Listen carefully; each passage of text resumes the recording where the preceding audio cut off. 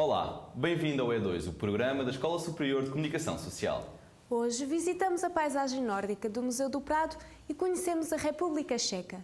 Tudo sem sair de Portugal. O E-Cultura PAL leva-te à exposição A Paisagem Nórdica, do Museu do Prado. O Sem Fronteiras está de volta. Hoje conhecemos a República Checa. O repórter E2 foi à Escola Vizinha de Educação e assistiu a uma conferência sobre os direitos humanos e da criança.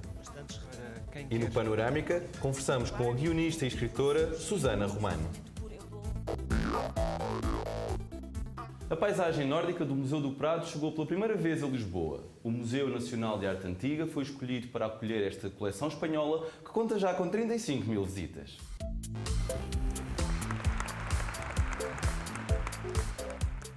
É no Museu Nacional de Arte Antiga, em Lisboa, que podes visitar a exposição A Paisagem Nórdica do Museu do Prado. Podes viajar no tempo com esta exposição e recuar até ao século XVII para descobrir os grandes mestres da pintura paisagística na Europa, como nos conta Anísio Franco. Pode encontrar, antes de tudo, uma exposição com pinturas que não se vêem normalmente em Portugal. Neste caso, paisagem flamenga. Portanto, desde a invenção deste género de pintura, que é a pintura de paisagem. E, claro, depois podem encontrar grandes pintores de paisagem. Rubens, Bruegel e Lorrain são os protagonistas desta exibição. Estes pintores criaram uma nova corrente artística mais fiel à realidade. A arte com motivos heroicos e fantasia veio dar lugar à representação de cenas do cotidiano. A exposição por si está organizada à volta de temas que são bastante reconhecíveis pelas pessoas. A montanha, as paisagens de gelo e de neve, paisagens de bosque, paisagens marinhas, paisagens de mar e, por fim, depois neste núcleo onde nós estamos agora, uma secção especial para a paisagem pintada por pintores nórdicos em Itália. Mas essa organização também é servida por um conjunto de textos que explicam, enquadram cada um dos núcleos e, claro, ao fazer visitas guiadas com técnicos especializados na comunicação com pessoas mais jovens ou com pessoas que são leigas na matéria, há também uma tentativa de explicar de forma fácil, de forma acessível, todos estas pequenas peripécias porque passou o processo de afirmação da paisagem como tema autónomo. Esta foi a primeira exposição resultante do acordo entre o Museu do Prado e o Museu Nacional de Arte Antiga. Vamos descobrir agora como tudo começou. É um acordo que estranhamente não se fez antes. É uma espécie de ovo de Colombo. Porque é que não tinha acontecido? São os dois grandes museus da Península Ibérica, o Prado em Espanha e o Museu da Arte Antiga em Lisboa. Com pelo menos 100 anos de existência, nunca ninguém tinha feito uma parceria. E era natural que acontecesse. E isto foi, obviamente, tratado entre as direções dos dois museus, que chegaram a um acordo enfim, de troca de experiências, de óbvia troca também de obras de arte, e é o que aqui, o primeiro resultado é exatamente este. Pelo menos para 2015, 2016, julgamos que haverá com certeza mais, enfim, intercâmbios destes com obras de arte entre Lisboa e Madrid. Esta forma de intercâmbio de obras entre museus tem atraído novos públicos. Desde logo, o nome do museu, como o Prado, é extremamente apelativo, e isso naturalmente traz novos públicos, porque nós conhecemos, quer dizer, a população portuguesa em geral sabe que o Museu do Prado tem uma belíssima coleção, naturalmente uma belíssima coleção de pintura, e que isso é naturalmente uma mais-valia. Temos tido muitos grupos de crianças, jovens, pessoas mais idosas, enfim, há de facto uma grande adesão do público português, embora se note também que há muitos estrangeiros, claro, que vêm ao museu e vêm à exposição e aproveitam para a ver. O fluxo de visitantes à exposição tem sido maior do que o esperado. Tem até surpreendido pela contínuo aumento de público. Tem naturalmente a ver com todo o processo de divulgação da exposição, que graças a uma parceria que o Museu Nacional de Arte Antiga estabeleceu com o Everything is New, tem atingido públicos que normalmente nós não conseguimos chegar, e efetivamente o número de visitantes é extraordinário. Aos sábados e aos domingos está está cheíssimo, muita gente. E acho que as pessoas percebem um pouco o que é o fio condutor de toda a exposição. As pessoas gostam de ver paisagens, gostam do tema, e depois também há este papel muito apelativo dos grandes nomes da pintura da época, que em Portugal não se vê muitas vezes, ou nunca, como Rubens, como alguns dos Bruegel, como o Claude Lorrain e outros. Portanto, de facto, já isso é uma mais-valia e atrai muitas pessoas, claro.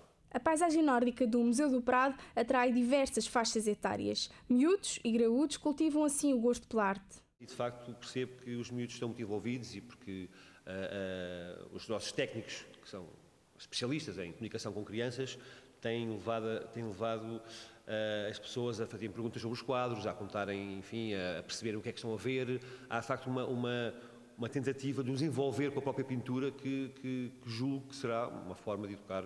É uma exposição que decorre até dia 30 de março de 2014. Os preços variam entre os 2 e os 6 euros, uma exposição imperdível para todos, sejam apaixonados pela arte ou simplesmente curiosos por pintura na Europa. O Teatro Praga aventura-se na revista à portuguesa, levando em consideração os 40 anos do fim da Guerra Colonial e os 100 anos do início da Primeira Grande Guerra. José Raposo lidera o elenco. O festival mais alternativo da música portuguesa está de regresso. O Rescaldo junta de 20 de fevereiro a 1 de março o mundo da eletrónica, da improvisação, do rock e do jazz na Culturgest e na Trem Azul Record Shop Bar. 5 Minutes After Violent Death. A exposição é composta por várias imagens fotográficas de pequeno formato, contendo também 2 fotografias de médio formato montadas numa caixa de luz. Todas estas imagens têm o mesmo texto impresso, 5 Minutes After Violent Death. No exterior do edifício, na sua fachada, estará colocada uma caixa de luz. Não percas esta exposição de João Louro até dia 9 de março, em Lisboa. Brno é conhecida como a cidade dos estudantes da República Checa e foi lá que a aluna Marta Lemos fez Erasmus.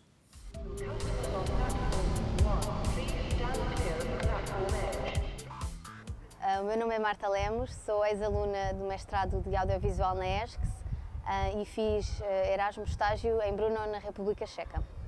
Eu estive em Brno 4 meses, de fevereiro a maio, porque na altura era o último semestre do mestrado, então fui desenvolver a minha tese lá e tinha que voltar o mais rápido possível para dar os últimos retoques cá com o meu orientador. Eu primeiro fiz Erasmus na minha licenciatura em Istambul e lá conheci 2 checos que na altura estavam a estudar em Brno e entretanto começaram a trabalhar lá e eu vi que era uma das hipóteses. Pensei, posso ir para lá, assim vejo-os outra vez e eles podem me ajudar se precisar de alguma coisa. E também porque a República Checa é da Europa Central e eu fui desenvolver a minha tese, que era sobre relações de longa distância, e pareceu-me um ótimo sítio, muito central para desenvolver esta tese. Eu fiz Erasmus estágio, que é diferente do normal Erasmus, apenas porque em vez de ir para uma faculdade, ter aulas e isso é convertido em créditos, eu fui fazer um estágio. Então na ESCS aconselharam-me a arranjar um sítio para estagiar. Qualquer sítio servia e eu tentei que fosse mais ou menos na minha área, o audiovisual, as redes sociais, por aí. Então esta escola de inglês precisavam de ajuda e aceitaram-me. Em 3 dias recebi uma resposta positiva e era só assinar. Eles não tinham nenhum custo para eu estar lá e eles aceitaram-me e então eu fui para lá ajudar nesta escola de inglês, tirava as fotografias, fazia os vídeos promocionais, ajudava com o Facebook e com o Twitter. Brno é mesmo muito pequenino, não é Lisboa, nada a ver. E é muito frio, neva muito. Se souberem isto e quiserem ir na mesma, aquilo, lá está, tem uma ótima oferta cultural. O Erasmus Student Network também estão a trabalhar muito, muito bem. E claro, e depois, se escolherem Brno, fiquem nos dormitórios, porque aquilo é que é a verdadeira experiência Erasmus. Com todo o contacto daquelas pessoas, isso é que é Erasmus. Os pratos mais conhecidos da República Checa é aquele rolo de pão knedlke, que é um pão que às vezes tem bacon ou sementes por dentro, e depois serve-se com carne e com muito molho. Eles têm muitos molhos. A maior parte são saborosos. E depois é tudo muito à base de pão. Tem o pão seco, o rollik, e às vezes põem uma salsicha e é uma espécie de hot dog, mas não é, porque é pão seco.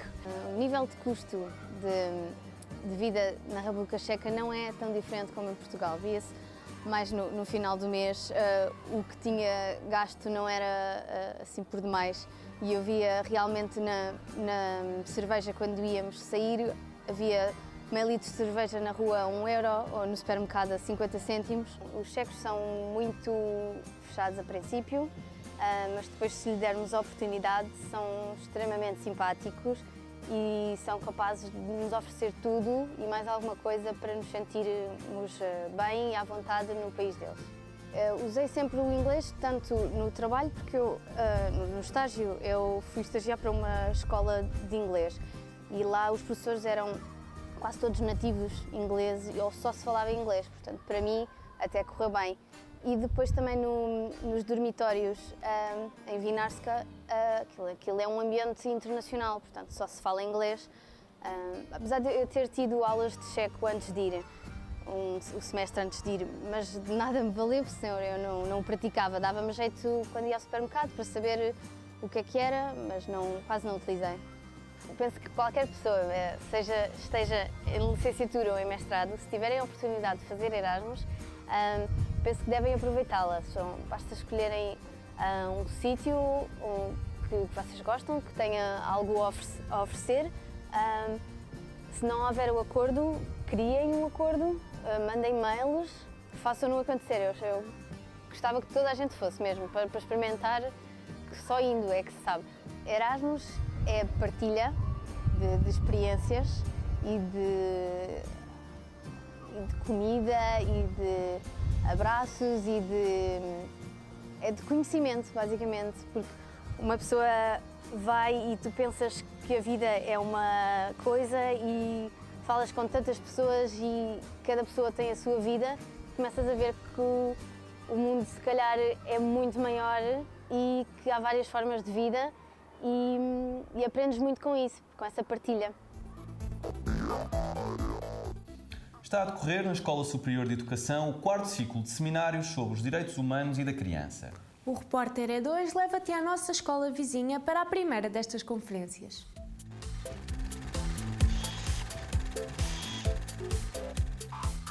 A Escola Superior de Educação do Instituto Politécnico de Lisboa, em parceria com a Amnistia Internacional, organização não governamental que defende os direitos humanos, realiza novamente um ciclo de seminários acerca dos direitos humanos e da criança. O repórter E2 mostra-te tudo.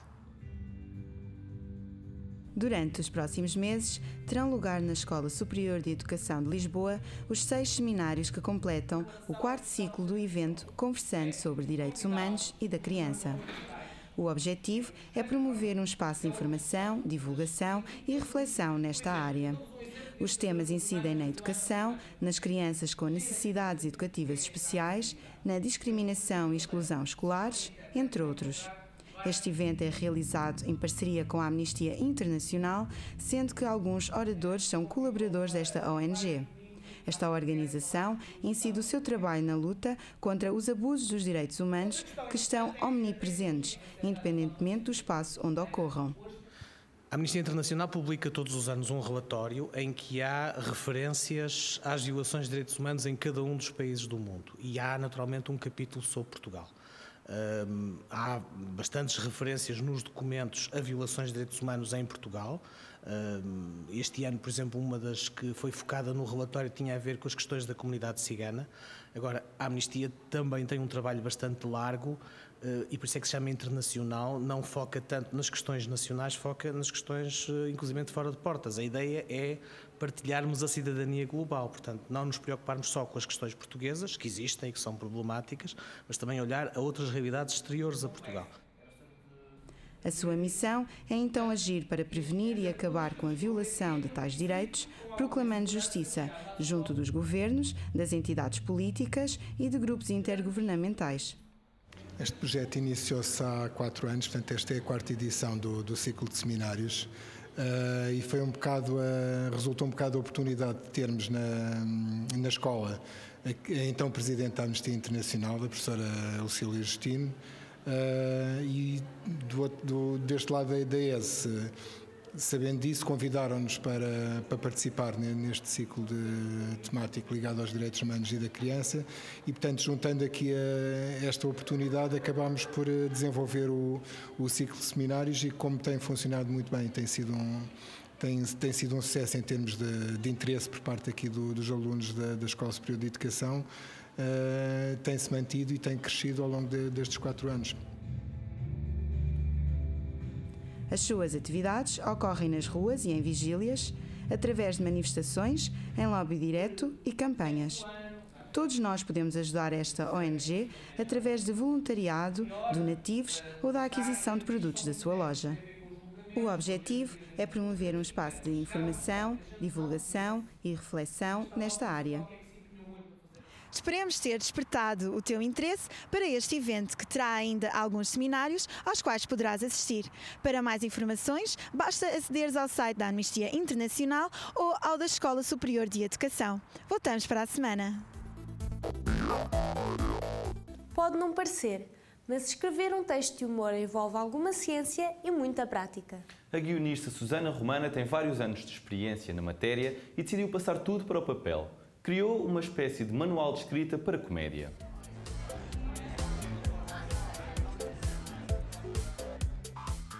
Boa noite e bem-vindos a mais um Panorâmica. Susana Romana é guionista nas produções fictícias e estudou jornalismo aqui na Escola Superior de Comunicação Social, mas depois percebeu que contar histórias com toque de humor tem muito mais piada. Bem-vinda, Susana, e obrigado por ter aceitado o nosso convite. Seja bem-vinda de novo aqui à ESCS.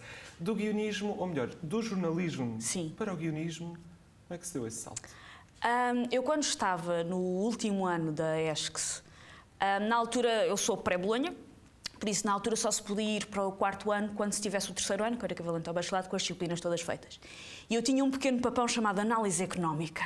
Pois, é um papão que abrange muito. Pronto, e que agora voltou para me atormentar, porque agora tenho que fazer imensas piadas sobre economia. Mas pronto, na altura eu estava com algumas dificuldades em análise económica, então entrei um bocadinho em pânico com a perspectiva, que felizmente depois não se concretizou, mas entrei um bocadinho em pânico com a perspectiva de ir ficar um ano letivo inteiro a só fazer uma disciplina para poder ir para o 4º ano. Então, feita maluca, pus-me a inscrever em tudo o que eram workshops de guionismo, de escrita de humor, até inclusive escrita para publicidade, escrita para teatro. Fui assim buscar as minhas poupanças e inscrevi-me numa série de cursos. Então, durante o meu último ano na ESCS, eu de dia estava na ESCS e à noite andava já a ter formação noutras áreas. E foi logo nessa altura que um dos meus professores foi o Nuno Artur Silva, que é diretor das produções fictícias, e ele convidou-me depois para começar. Primeiro comecei como colaboradora, depois passei a associada. Associada a alguém que tem uma colaboração mais constante. Como é que surgiu o salto para ir estudar para os Estados Unidos, onde esteve depois da licenciatura aqui na ESCS, onde estudou na New York Film Academy? Porquê os Estados Unidos? Porquê Nova York, especificamente? A minha formação aqui tinha sido em jornalismo. E agora a Escola Superior de Teatro e Cinema até tem uma licenciatura em guionismo, mas na altura que eu estava a começar a tentar enverdar por este caminho não havia muita formação na área. Havia os tais workshops de duração mais ou menos curta, uma vez por semana, que eu andei a fazer quando estava aqui no último ano da licenciatura. E chegou uma altura que eu senti necessidade de ter mais formação. Eu, na altura que fui para Nova Iorque, já estava a trabalhar nas produções fictícias há alguns anos. Por isso foi mesmo uma necessidade de... Eu estou a fazer muita coisa como autodidata e gostava de cimentar isto um bocadinho mais. E, na verdade, em Portugal eu já não tinha muito para onde ir. E a minha primeira hipótese foi Londres, mas depois, curiosamente, feitas as contas, cheguei à conclusão que Nova Iorque era drasticamente mais barato, porque na altura o euro tinha muita força em relação ao dólar. E tirando o facto de, obviamente, o bilhete de avião ser muito mais caro, tudo o resto era extraordinariamente mais barato. E eu pensei, então se Nova Iorque é mais barato e a Nova Iorque... E eu na altura já trabalhava, ou seja, eu fui com o meu dinheiro, estive a poupar dinheiro há alguns tempos, andei a ver cursos e depois... Mas também porque aqui em Portugal não havia ainda muitas oportunidades para aumentar o estudo e o conhecimento, de certa forma, nessa área do humor, como disse. Não, de tal maneira que eu acho que sou das poucas pessoas em Portugal que dá aulas de escrita de humor, ou seja, chegou a uma altura que se, em termos de formação, se o patamar máximo já começava a ser eu tinha mesmo que ir para o outro lado para tentar continuar a formação. E o livro que lançaste há cerca de 2 meses, que se chama Escrever para Comédia, também vai ao encontro dessa ideia de que falta em Portugal alguma formação, ou pelo menos base teórica para quem quer escrever para comédia? Sim, claramente. O livro surgiu exatamente por... Eu dou aulas de escrita de humor e de guionismo há sensivelmente 7 anos, se não me falha a memória. E, aliás, um dos primeiros sítios que eu dei aqui foi na ESC, sou convidada pela Associação de Estudantes para fazer uns workshops. Acho que foi o primeiro sítio, aliás, onde eu dei aulas. E eu dou aulas há 7 anos e sempre que algum aluno me perguntava um livro ou qualquer coisa para fazer exercício ou para cimentar um bocadinho mais, eu tinha necessariamente que recomendar coisas em inglês, porque por mais que eu procurasse, eu não encontrava nada em português, nem sequer em português do Brasil. O que eu acho estranho é, provavelmente há, porque acho muito estranho que um país como o Brasil não tem, mas eu não consegui encontrar nenhum manual que estivesse em português e que estivesse adaptado àquilo que é a nossa realidade. E então chegou uma altura que achei, então pronto, então vou escrevê-lo eu. Se ele não existe, vamos tentar colmatar. Por isso é que é mesmo um manual. A nossa ideia foi fazer uma coisa até vagamente similar, mesmo aos manuais da escola, de tem bonecos, tem espaço para fazer os exercícios, e a ideia é que seja um livro para ser usado. E tu chamas a este Escrever para Comédia um guia prático para arruinar ou salvar vidas. Sim. Achas que o humor tem esse poder de arruinar ou salvar vidas de quem é parodiado, por exemplo? De quem é parodiado e mesmo essa provocação do título é mesmo também do ponto de vista de quem produz humor. Obviamente que para quem é o bombo da festa também acontece, mas é mesmo da lógica de quem produz humor, porque por um lado, conseguires construir humor a partir de tudo o que rodeia salva a vida em termos de quase sanidade mental, de tu seres capaz, é o chamado de ter o bom humor para lidar com as coisas, tu seres capaz de brincar com o que te rodeia, ajuda a lidar com o que te rodeia, nomeadamente porque é que existe o humor negro e porque é que nós fazemos piadas sobre morte e sobre doença e porque é que quando acontece uma grande calamidade começam logo a circular anedotas, seja o 11 de setembro, seja o MEC. É uma forma de digerir melhor os acontecimentos? É uma forma de lidar. Uma das coisas que supostamente está estudado pelos psicólogos é que um dos vários motivos pelos quais nós nos rimos é nós rimos para nos sentirmos superiores, seja alguém, seja alguma coisa. Ou seja, se tu estás a dizer uma piada sobre o primeiro-ministro, tu naquele momento estás-te a colocar num patamar superior a ele. Ele pode-me levar o dinheiro todos a impostos, eu posso até eventualmente não concordar com ele, mas neste momento eu estou num patamar de superioridade, estou cá de cima da varanda a dizer umas coisinhas. É a mesma coisa com o que te provoca dor, como a morte, a tragédia. Eu estou a gozar com uma coisa, essa coisa não me afeta. Isso é um modo de lidar. Nesse caso é o salvar vidas. Depois o arruinar vidas é porque a construção do humor obriga o teu cérebro a estar constantemente a trabalhar. Tu estás constantemente a desmontar tudo. Uma das coisas, curiosamente, que eu noto semelhante entre escrever humor ou fazer jornalismo é estar sempre à procura de um ângulo. E estás muitas vezes a lembrar-te de um ângulo que ainda mais ninguém se lembrou, ou de um ângulo que é teu. Há um tema noticioso que toda a gente está a falar, e seja para fazer piadas, seja para exercer jornalismo sobre ele, tu andas ali à procura do teu ângulo. Para além da escrita, também tens alguma visibilidade no canal Q, como aqui disseste, em específico na rubrica Ponto Q da Costeleta de Adão, sim, com a Ana Markel e o Vasco Palmeirim. Isto leva-me a perguntar se o humor em torno do sexo é algo fácil ou difícil de se fazer? É fácil se tu fazeres no sentido em que é bastante imediato. É difícil se estiveres a tentar fazer alguma coisa diferente, porque é mais ou menos fácil. O sexo vai ser sempre um tabu, vai ser sempre haver coisas que nos vão fazer. É das primeiras coisas que faz. E no teu caso, tentas fazer alguma coisa diferente nesse Tento. aspecto? A lógica do Ponto Q. O Ponto Q é uma crítica a filmes pornográficos. E o ângulo, lá está, o ângulo daquilo sempre foi. Aquilo originalmente não surgiu na Costeleta de Adão, surgiu num programa que nós tínhamos antes, logo desde o início do canal, há 4 anos atrás, chamado A Rede. E esse programa era um magazine cultural, que tinha o normal que tem os magazines culturais, obviamente com um toque de humor, mas tinha o normal que tem os magazines culturais. E, se não me engano, até foi o Nuno Marco que teve a ideia, e se nós, no meio de falarmos de teatro, de cinema e disso tudo, falámos de filmes pornográficos, mas falámos normalmente como se fosse estar a analisar outro filme qualquer, como se fosse um crítico a falar do guião e da história de outro filme qualquer. E achou-se que fazia sentido ser então uma pessoa que fosse guionista e com preparação de guionista para fazer essa análise, porque era suposto ser uma análise como se fosse um filme normal, vamos chamar-lhe assim, e acharam que tinha graça se fosse uma rapariga, pelo inusitado de ser uma rapariga e não um homem a falar de pornografia. Por isso o ponto de partida é, eu estou ali a fazer, eu não sou especialista em sexo, eu sou especialista em guiões. E depois é sempre a boca de, mas os filmes porno têm guiões? Tem, há muitos que há uns que não têm, mas há muitos que têm. Tem enredo e tudo Sim, mais. eu já vi um filme de 4 horas chamado Excalibur, que era uma epopeia sobre os Cavaleiros da Távola Redonda. Já vi filmes com helicópteros que explodem, ou seja, há toda uma indústria, e cá também já começo a ver algumas coisas, há toda uma indústria que se preocupa mesmo em ter um guião, em ter uma história. E, portanto, fazer humor em torno disso torna-se fácil de certa medida, ou na tua opinião não? Sim, na lógica de que aquilo tem mesmo um ângulozinho muito próprio. E, obviamente que eu depois falo de tudo o que se passa no filme, mas a minha posição ali não é estar como sexóloga. A minha posição ali é estar... Há filmes porno que são muito mal feitos, mas há filmes porno que genuinamente são bem feitos e têm boas ideias. Eu dou por mim a dar-lhes imenso mérito de... Isto foi uma boa ideia para construir uma história, honestamente. Muito bem, Susana. Obrigado mais uma vez por teres vindo e continuação de muito sucesso no teu trabalho. Susana Romana, autora do livro Escrever para Comédia, uma esquesiana a dar cartas na área do humor. É o ponto final no Panorâmica. Voltamos, como sempre, no próximo programa.